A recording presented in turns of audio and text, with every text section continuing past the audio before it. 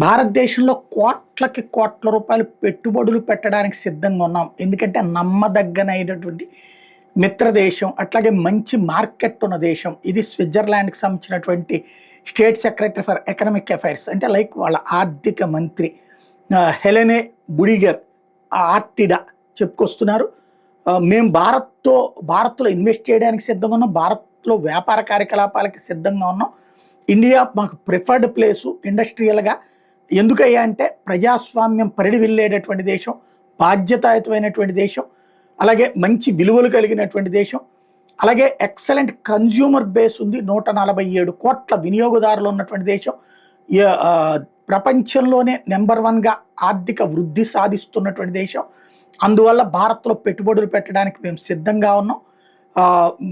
మా మార్కెట్ ఇక్కడ విస్తరించుకోవడానికి సిద్ధంగా ఉన్నామని ప్రకటించారు.